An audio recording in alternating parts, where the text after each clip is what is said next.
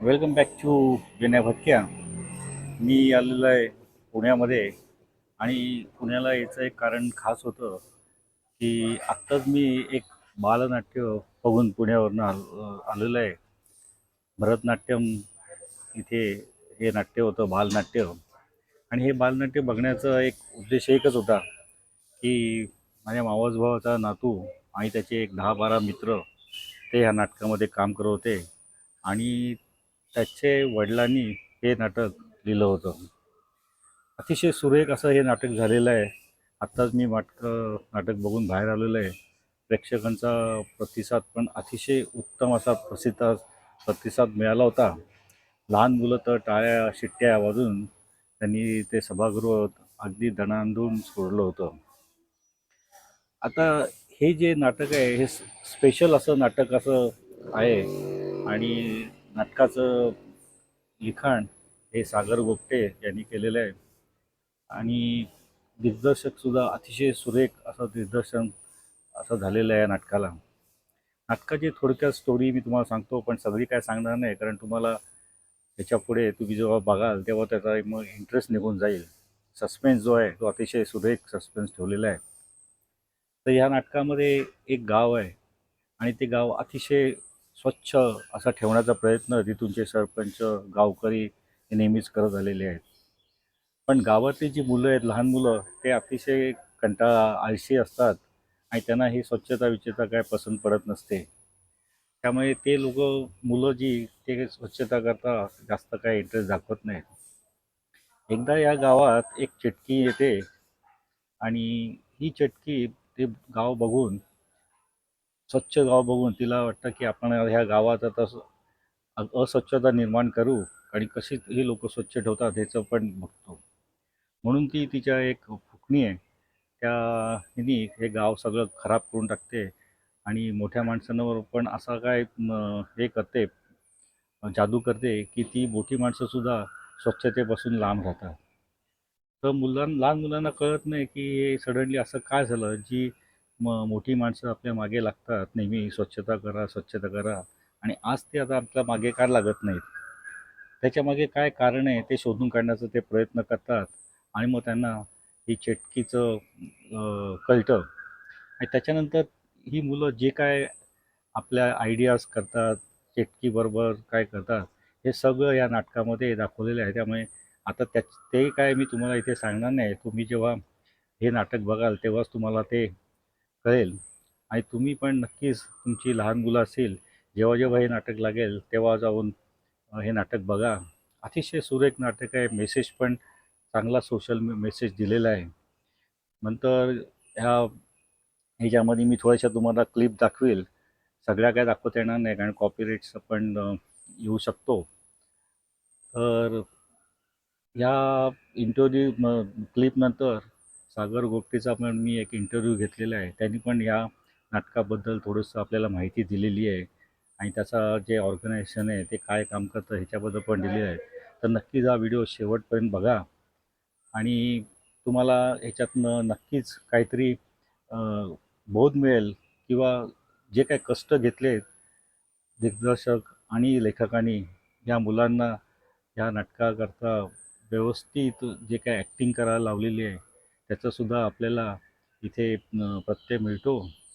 तर चला आता आपण बघूया या नाटकाच्या थोड्याशा क्लिप. आणि त्याच्यानंतर मी थोडेसे प्रेक्षकांचे पण इंटरव्ह्यू घेतलेले आहेत. त्यांना कसं वाटलं हे नाटक. तर आणि सागर गोगटेचा पण इंटरव्ह्यू शेवटी दाखवेल. तर नक्कीच बघा. तर आपण आता तुम्हाला मी दाखवतोय या थोड्याशा क्लिप्स, आणि त्याच्याबद्दलची थोडीशी माहिती पण तुम्हाला इथे देतोय. आता आपण आलेलो आहे ते भारतनाट्यम मंदिर इथे एक बालनाट्य बघण्याकरता. त्याचं नाव आहे नेटक्या गावी चेटकी पिसी. बघा काय याच्या नाट्य मंदिर आहे, जे कला नाट्य मंदिर आहे पुण्याचं, किती सुंदर असं मंदिर आहे. आणि इथे सगळे माणसं हे आमचे रिलेटिव्ज आहेत, त्या सगळ्यांचे मित्र आहेत, त्यांचे नातेवाईक आहेत. असं करून हे नाट्य मंदिर कंप्लीट जवळजवळ भरलेलं आहे. इथे आज करंट थोडीशी तिकीट विक्रीसुद्धा चालू आहे. आणि हे बघा, हे पण माझी भाची आहे, ही सुद्धा पुण्यावरनं मुंबईवरनं आलेली आहे. असे मी सुद्धा स्वतः ठाण्यावरनं हे नाटक बघण्याकरता खास इथे आलेलो आहे. कारण मागे सांगितल्याप्रमाणे माझ्या भावाचा नातू आणि त्याच्या जावयानी हे नाटक लिहिलेलं आहे. आमची तिकीट आम्ही अगोदरच काढून ठेवली होती आणि आता ही तिकीट कलेक्ट करतो आहे. थोडीशी तिकीट उरली होती, ती ऑनलाईन तिकीटसुद्धा बुकिंग इथे चालू आहे. पूर्णपैकी जवळजवळ 95% हे नाटक भरलेलंच आहे आणि रविवार असल्यामुळे पुण्याला बरीचशी मंडळी हे नाटक बघण्याकरता आपल्याला आलेली दिसत आहेत. सगळ्यांनाच उत्सुकता आहे की ही बालनाट्य हे कसं काय होणार आहे. कारण ह्याच्यात जवळजवळ 10-12 लहान मुलांचं सुद्धा रोल आहे. त्याच्यात गाणी आहे, त्याच्यात या नाटकामध्ये सस्पेन्स आहे. तो सस्पेन्स काय मी तुम्हाला सांगणार नाही आहे किंवा त्याची जास्त स्टोरी पण जास्त काय सांगणार नाही. पण आपण आता बघूया की ह्या नाटकामध्ये या मुलांनी सगळं काम कसं केलेलं आहे आणि ह्यांच्याकडनं हे काम करून घेण्याकरता दिग्दर्शक कश्यप देशपांडे, सागर गोगटे लेखक आहेत. त्यांनी अपार मेहनत घेतलेली आहे. कारण लहान मुलांचं काम करून घेणं म्हणजे एक कठीणच काम असतं. तर आता आपण बघतो ते नेटक्या गावी चिटकी पिशी या नाटकाच्या थोड्याशा क्लिप आतमध्ये आपण आलेलो आहे आणि तुम्ही बघताय बऱ्याचशा आता खुर्ची असती इथे भरत चाललेले आहेत.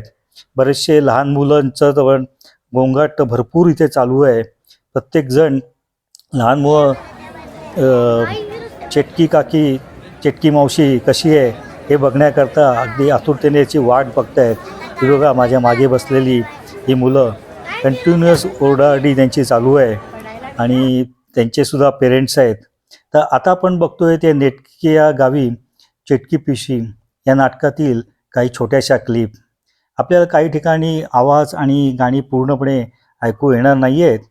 थोडासा ऑडिओ प्रॉब्लेम रेकॉर्डिंगमध्ये करताना येतो आणि मग मागे सांगितल्याप्रमाणे कॉपीराईटचा सुद्धा इश्यू येण्याचा संभावना असतो. त्यामुळे इथूनची गाणी किंवा डायलॉगसुद्धा मी सगळे काही इथे तुम्हाला दाखवणार नाही आहेत. ते तुम्ही जेव्हा नाटक बघाल किंवा तुम्ही सेकंड टाईम जेव्हा लागेल तेव्हासुद्धा तुम्ही जाऊन ते नक्कीच बघा. तर आता आपण बघतोय ते अप्रतिम लहान मुलांचे असणारे स्टेजवरचे कोऑर्डिनेशन. तर ही जी सर्व आपल्याला मुलं दिसत आहेत आणि ह्यांच्या ॲक्शन बघा किती सहजपणे होताना दिसत आहेत आणि सर्व मुलांचे डायलॉग डिलिव्हरीसुद्धा एका प्रोफेशनल ॲक्टरप्रमाणे होत असल्याचे आम्हाला सगळ्यांना जाणवते. प्रत्येक मुलाचे डायलॉगसुद्धा अतिशय सुंदर लिहिलेले दिसत आहेत आणि ह्या सर्वाचे श्रेय आपल्याला नक्कीच लेखक सागर गोगटे आणि दिग्दर्शक कश्यप देशपांडे साहेब यांच्याकडे जाते. त्याचबरोबर ओव्हरऑल सेट, लाईटिंग आणि गाणी जी काही नाटकात बसवलेली आपल्याला दिसत आहेत सगळीच काय मी आता दाखवत नाही आहे. त्याचे श्रेय नाटकाच्या बॅकस्टेज आर्टिस्टनासुद्धा प्रचंड प्रमाणात जाते. आता आपण ह्या ज्या क्लिप्स बघतोय त्यात तुम्हाला असे वाटते की आपण एखादे प्रोफेशनल नाटक तर बघत नाही आहे ना. आणि मला आणि सर्वच प्रेक्षकांना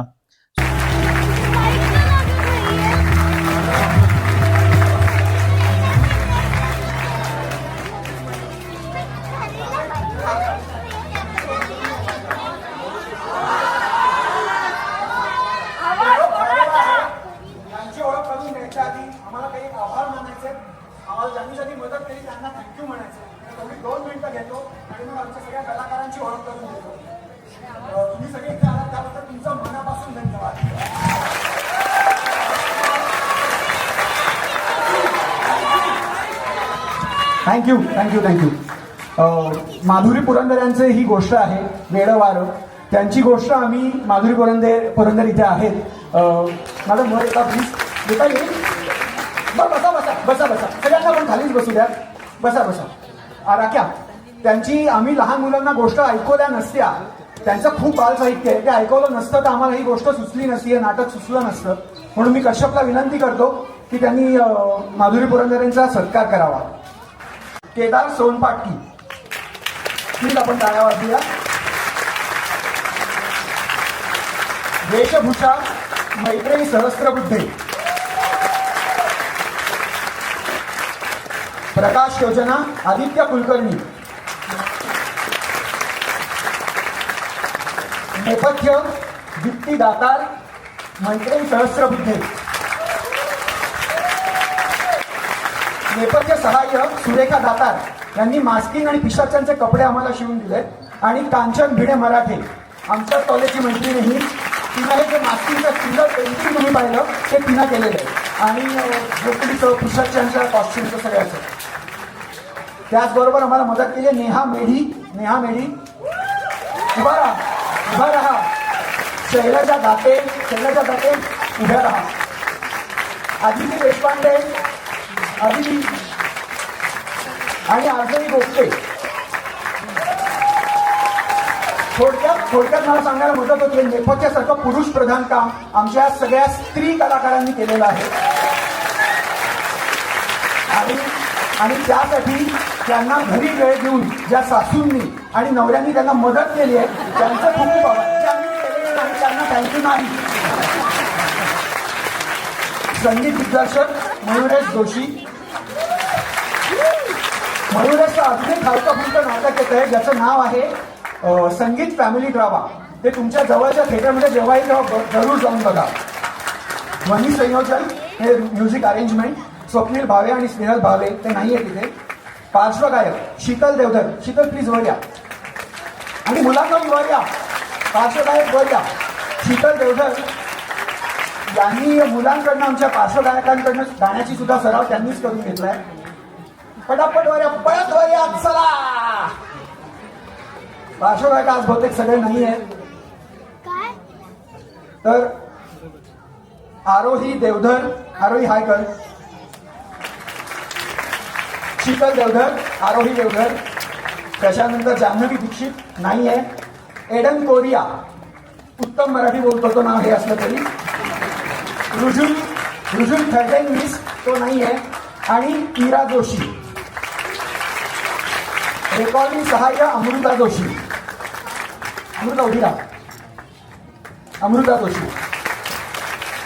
नृत्य दिग्दर्शक ज्याला तुम्ही कोरिओग्राफीला भरपूर टाळ्या दिल्या युद्धाच्या, ती आमची दीप्ती दातार.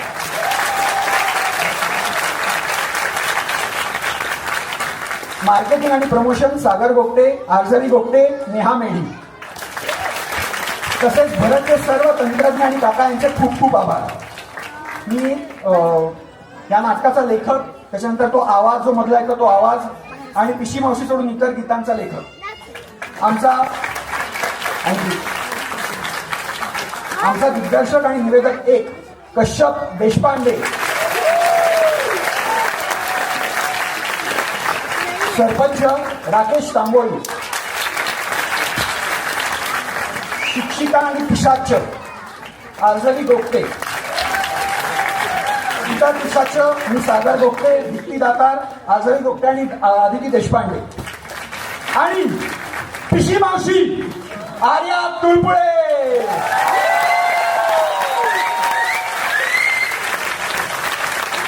आता जाऊया आजच्या खऱ्या स्टार्सकडे. मुलांची ओळख करून देतो. विराज अद्वय दातार. विराज. तन्मय देशपांडे उभा राहा.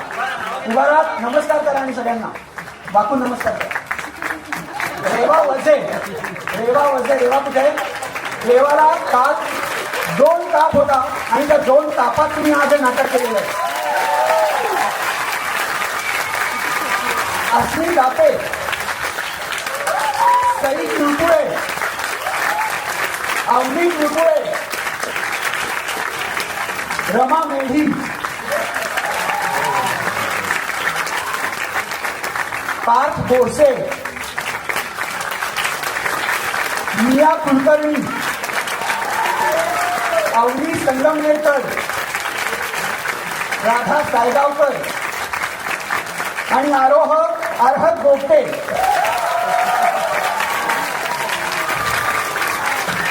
मुलांना आम्ही खाली पाठवतोय. मुलांना भेटायचं असेल तर भेटून घ्या. इथे पुढचा प्रयोग आहे, आम्हाला स्टेज खाली करून द्यायचा आहे त्यांना.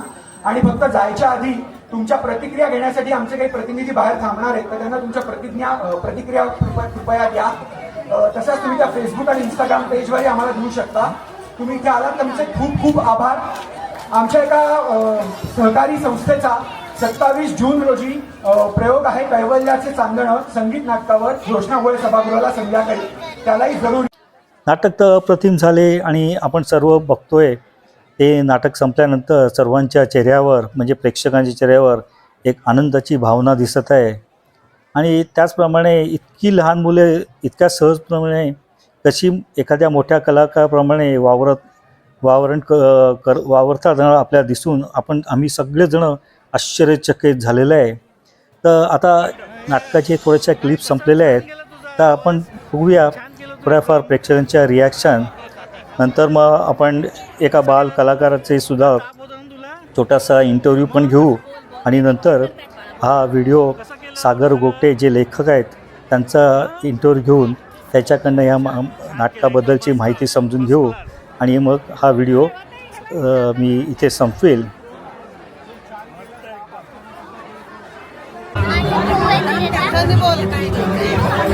माझा भाऊ आहे त्याच्यातला आरत गोगटे, त्याने खूप मस्त ऍक्टिंग केली आणि सागर गोगट्याने पण खूप छान प्रॅक्टिस करून घेतली आहे.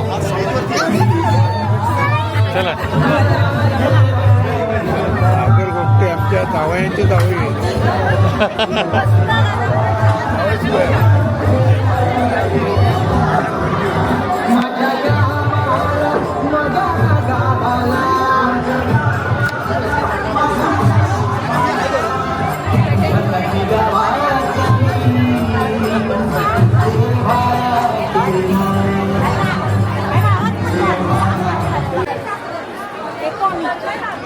काय साहेब कसं वाटलं तुम्हाला? जरा कसं वाटलं तुम्हाला? युट्यूबवर आहे. हा छान वाटतं. हा छान छान वाटलं ना? कसं आहे? मस्त. अच्छा.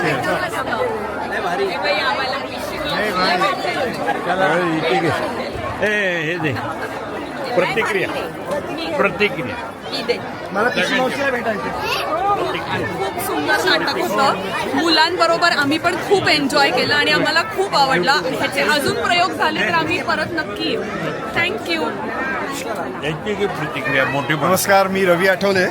अतिशय सुंदर नाटक झालंय. लहान मुलांचं काम सुद्धा फार अप्रतिम झालेलं आहे आणि सागर गोगटेंनी ज्या पद्धतीने मुलांकडनं तयारी करून घेतली त्याबद्दल त्याचे खरंच मनापासून अभिनंदन. थँक्यू.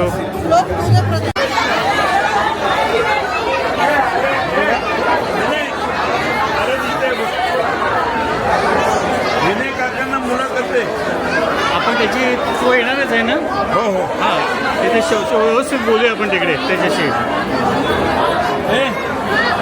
इकडे तू घरी येणारच ना, काकांना तुझी एक यायचे बरं का. काय तुझं छान झालं. कसं वाटलं एकदम? विनय आबा, तू कॅमेरा माहितीये मला. माहिती आहे ना?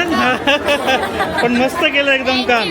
छान केलं. Thank you. हा येणार आहे ना तिथे आपल्या इथे? हे येणारच ना आता. हो. तू येणार नाही? तिथे आपण गप्पा मारू मग. एकदम मस्त केलं. छान केलं.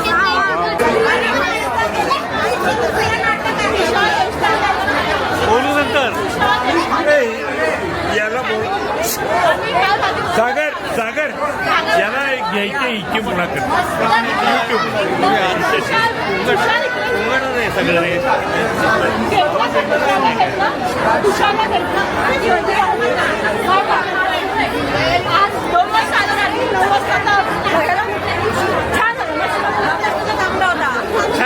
छान झालं तुमचं. एकदम मस्त झालं सागर. छान एकदम. आपण नंतर बोलूच आहे चौकात. हां अच्छा.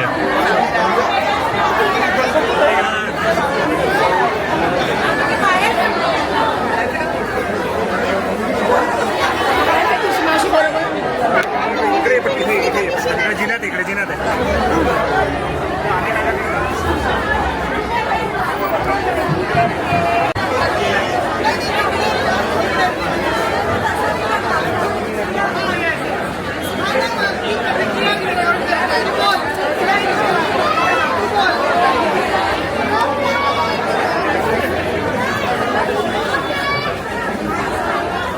हॅलो, आपल्याबरोबर आहे छोटा बाल कलाकार ज्याचंच आपण आता नाटक बघून आलेलं आहे आणि अतिशय सुंदर असं नाटक केलेलं आहे.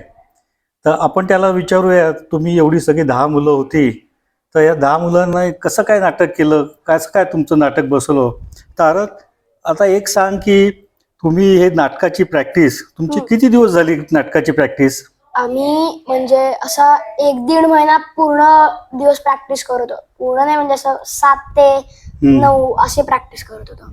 आणि तुमचा मग अभ्यास किंवा हे सगळं सांभाळून तुम्ही कशी काय प्रॅक्टिस एवढी केलं तुम्हाला? म्हणजे सगळे मुलं कशी काय एकदम एका वेळी जमली आणि मग तुमच्या अभ्यासाचा वेळी आणि प्रॅक्टिसच्या वेळी हे कशी तुम्ही जमून आणली सगळी? आम्ही बाबांनी सांगितलेलं माझ्या म्हणजे ज्यांनी नाटक लिहिलंय की तुम्ही टाइम मॅनेजमेंट शिका. मग आम्ही सगळं ह्याच्यानंतर काय करायचं, किती वेळ हे करायचं असं सगळं ठरवलं आणि मग नेमाने सगळं नीट झालं. अच्छा, पण तुम्हाला मग पहिलं तुमच्या बाबांनी किंवा कश्यप काकांनी पहिलं तुम्हाला सगळी स्टोरी समजून सांगितली का? कसं म्हणजे तुम्हाला नाटकात काम करायचं आहे, हे नाटक कसं आहे, काय आहे, हे तुम्हाला त्यांनी समजून सगळं सांगितलं का? कसं म्हणजे कशी सुरुवात झाली तुमच्या नाटकाच्या गोष्टीची? सुरुवात अशी झाली की आम्ही सगळे पहिले आमची ऑडिशन होती. मग जेव्हा आम्ही प्रत्यक्ष प्रॅक्टिसला आलो तेव्हा बाबांनी अख्खं नाटक वाचून दाखवलं. आणि मग उद्याच्या दिवशी आम्ही सगळं वाचन बिचन चालू केलं आणि नंतर असं आमचं करत करत नाटक बसलं. पण नाटकाची जेव्हा तुम्हाला सिलेक्ट केलं आणि तुम्हाला सांगितलं तुम्हाला हा रोल करायचा आहे किंवा या मुलीला हा रोल करायचा आहे, हे झाल्यानंतर मग तुमच्या ज्या ऍक्शन्स होत्या त्या ऍक्शन सगळ्यांच्या करण्याकरता तुम्हाला किती वेळ लागला असं सगळं समजून सांगण्याकरता? समजून सांगण्याकरता तरी एक असे 2-3 आठवडे तरी लागले असतील. आणि मग तुम्ही चुका करत होते का ते सगळं करताना? मग तुमचे डायरेक्टर किंवा लेखक तुमच्यावर चिडत होते का तुम्ही जेव्हा चुका करत होते, किंवा अशा होत होत्या तुमच्याकडनं चुका कधी? चुका होत होत्या पण डायरेक्टरनी सांगितलेलं चुका करा पण कॉन्फिडेंटली करा. Very good. आणि मग पाठांतर एवढं तुमचं कसं काय झालं?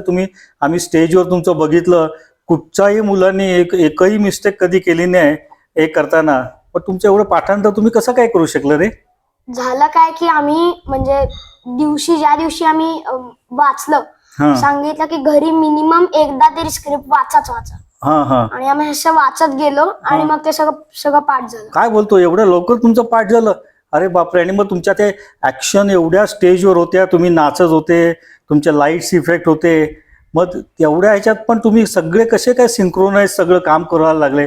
म्हणजे कोणाचं आता दिग्दर्शकाचं तर नक्कीच एफर्ट्स आहेत, पण तुमच्या लहान मुलांनी तुम्ही कधी असे गोंधळून नाही गेले की बाबा हा एक चुकीचा करतोय स्टेप, मग तो चुकीचे करतोय, मग अशा वेळी काय होतं दुसरी माणसं पण मुलं पण गोंधळून जातात ना? तर अशा वेळी झालं कधी असं कधी चुका? असं प्रॅक्टिसच्या वेळी 1-2दाच झालेलं. पण म्हणजे स्टेजवर असताना असं म्हणजे होऊ देणार नाही. आम्ही खूप चुका केल्या आणि आम्हाला त्या कळल्या पण. Very good. जसं डायरेक्टरनी सांगितलं चुका करा पण कॉन्फिडेंटली करा. त्याच्यामुळे सगळं असं. पण मग तुमचं ही प्रॅक्टिस कुठे करायची तुम्ही सगळे प्रॅक्टिस तुम्ही लोक? आमच्या घराच्या जवळच एक बाबा पुरंदरे हॉल म्हणून होता, तिथे आम्ही प्रॅक्टिस करत होतो. पण मग किती असे दिवसातनं किती तास प्रॅक्टिस करायची आणि कधी सकाळी करायचे का संध्याकाळी करायचे? असं काही नव्हतं, पण म्हणजे एक दिवस तर आम्ही 7 ते 9 प्रॅक्टिस केलेली. तो सगळ्यात जास्तीचा दिवस होता. कारण सगळी मुलं एकत्र मिळणं पण एक जरा कठीणच असतं ना. सगळ्या मुलांना त्या वेळेला यायचं आणि त्यांनी तुमच्या लेखकांनी किंवा तुमच्या डायरेक्टरनी तुम्हाला समजून सांगायचं, मग परत त्यांचे सगळ्या ऍक्शन कोऑर्डिनेट करायच्या, असं करायला पण त्यांची सुद्धा खूप मेहनत लागली असेल ना त्याची. आणि मग ती गाणी जी बसवली ती गाणी पण तुमची पाठ झाली सगळी? बाबांनी सांगितलेलं म्हणजे पाठ झाली, असं ऐकूनच आम्ही पाठ केलेली. अरे वा वा, व्हेरी गुड. आणि मग तुमची रंगीत तालीम प्रकार झाला होता असा? हो. किती वेळ तुम्ही रंगीत तालीम केल्याची? आम्ही रंगीत तालीम 8 ते 12 केलेली, रात्रीचे 8 ते रात्रीचे 12. आणि किती वेळ असे किती केल्या तालीम? 1 का 2 का 3 केल्या? एक चक्री केली म्हणजे करेक्ट, पटपट. आणि एक नॉर्मल जसं नाटकाच्या दिवशी करणार आहोत तसं केलं. पण तुला कधी अशी तुला किंवा तुमच्या मुलांना अशी कधी स्टेज फिअर असा आला, भीती वाटली की आता एवढ्या मुलांच्या समोर आपण एकदम आता प्रॅक्टिस करताना तुमच्या समोर कोण नसतं, पण जेव्हा तुम्ही स्टेजवर जाणार असाल तेव्हा तुमच्या समोर ॲटलिस्ट 400-500 लोक बसलेली असतात, तर अशा वेळी तुम्हाला अशी भीती नाही वाटली की आपण एवढं चुका केल्या तर काय होईल आणि लोक सगळे आपल्याकडे बघतात, पण तुम्हाला स्टेजवर लोक काय दिसत नसतात, तुम्हाला समोर अंधारच दिसत असतो बहुतेक वेळा. तर अशा वेळी मग तुम्हाला कसं वाटत होतं स्टेजवर जेव्हा तुम्ही पहिल्यांदा गेले मोठं नाटक करण्याकरता, कसं वाटलं तुम्हाला? बाबांनी सांगितलेलं की नाटकातच राहा, कोणी बाहेर ओरडू दे, आग बिग लागू दे, काही होऊ दे, व्हेरी गुड. नाटकात राहा. हां हां. आणि त्याच्यामुळे मग आम्ही सगळे नाटकात होतो आणि चुका म्हणजे प्रॅक्टिस पेक्षा तरी खूपच कमी झाल्या, पण झाल्या आणि सांगितल्या नाही ते कोणाला. पण तुमच्या मेन नाटकामध्ये काय चूक झाली होती का रे? आम्हाला तर काय कळलीच नाही, पण तुम्हाला कळलं की तुमच्या याच्या एखाद दुसरी लहान मोठी चूक झाली होती? हो झाल्या होत्या अशा? हो आणि मग तुम्ही व्यवस्थित सांभाळून घेतल्या का त्या सगळ्या? हो. कारण आम्हाला तर तू म्हणतो म्हणून आम्हाला कळते की चुका झाल्या, पण आम्हाला तर बिलकुलच काही चुका कळल्या नव्हत्या. पण सगळ्या मुलांनी तर छानच काम केलं एकदम. आता परत कधी नाटकाचा प्रयोग करणार आहेत का काय करणार आहेत आता? काय माहित नाही असं काय. माहित नाही मला असं. पण परत केलं तर परत प्रॅक्टिस करायला लागेल का आता तुम्ही एकदम तयार झाले सगळे? असं नाही, पण डायलॉग्स पाठ आहेत, पण डान्सची थोडी डान्सची प्रॅक्टिस करायला लागेल. चल, थँक्यू व्हेरी मच. फार सुंदर काम केलं. तुझ्या मित्रांना सांग मला काही सगळ्यांशी बोलता आलं नाही. आता तू मला तुला बोलता बोलता मला खूप वेळ घ्यायला लागला, तर अतिशय छान झालं. आता हा सगळा जेव्हा व्हिडिओ येईल तेव्हा तुझ्या बाबांची पण मी आता मुलाखत घेतलेलीच आहे, ती पण तुझं सांगेल नाही कसं नाटक लिहिलं, काय लिहिलं. पण कश्यप काकांची आणि बाकींची काय वेळ मिळाला नाही मला कधी घ्यायला, तर बघ कसं वाटते काय ते. पण थँक्यू व्हेरी मच आणि कॉंग्रॅच्युलेशन. फार छान केलं. तुझ्या सगळ्या मित्रांना पण आमच्याकडनं कॉंग्रॅच्युलेशन. थँक्यू. वेलकम.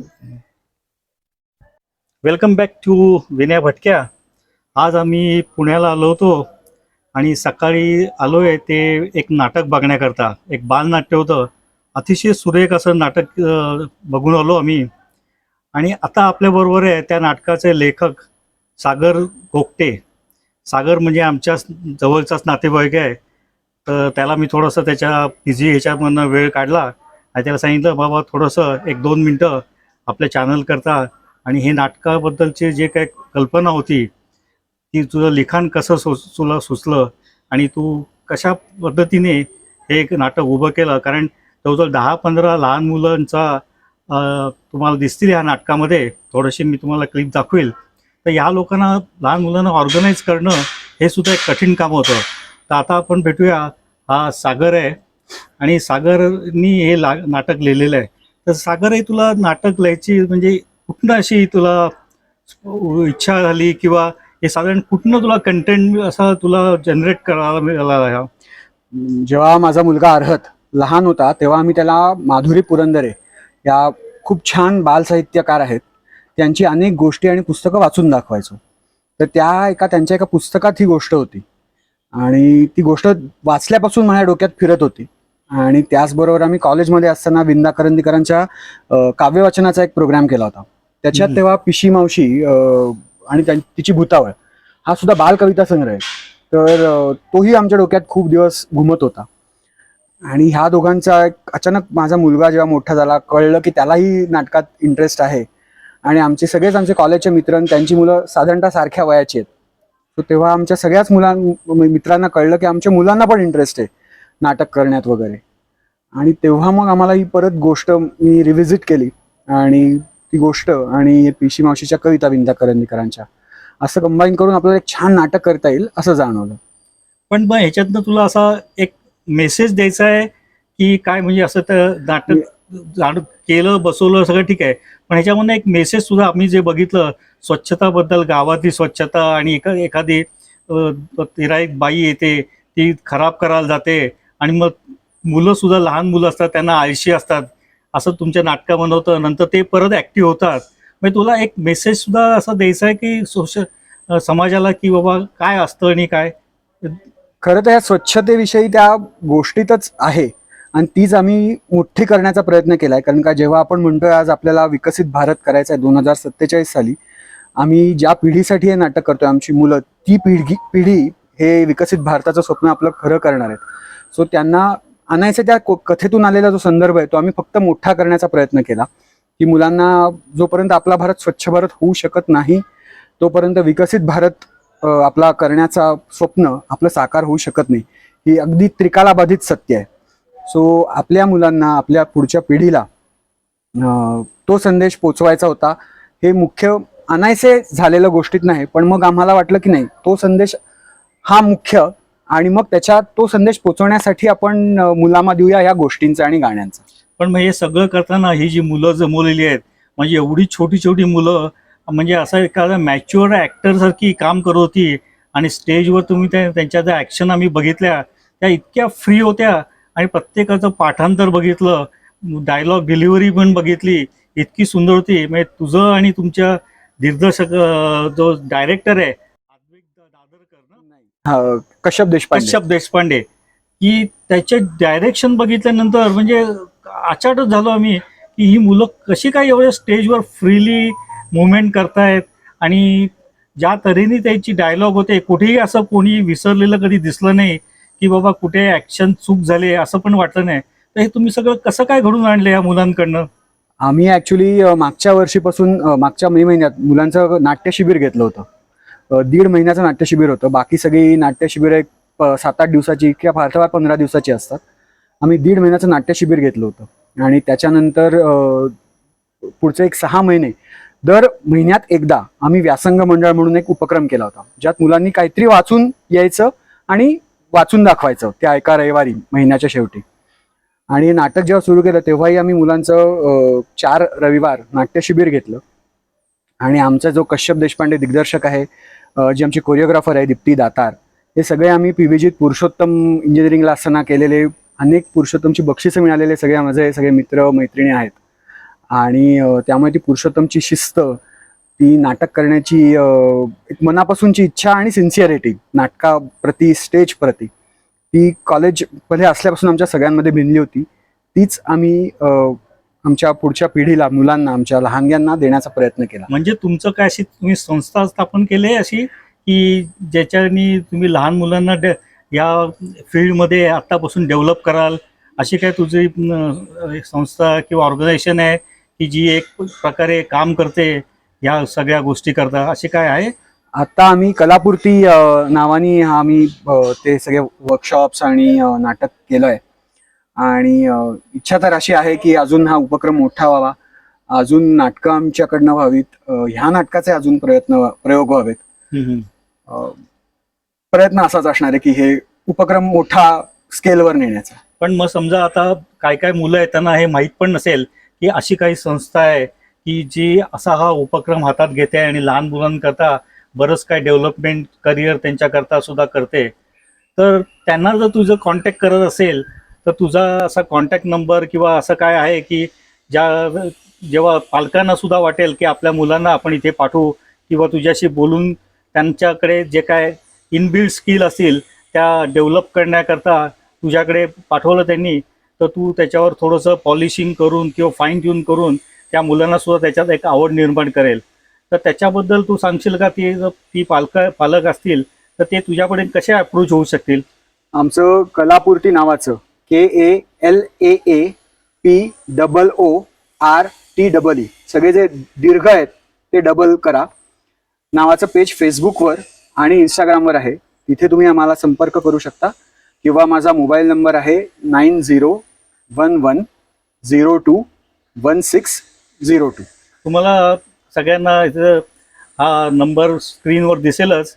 तो स्क्रीनवर तुमचा नंबर वाचून तुम्हाला पण तुमच्या लहान मुलांकरता जर काही असं डेव्हलपमेंट करायची असेल तर तुम्ही नक्कीच सागरला कॉन्टॅक्ट करू शकता.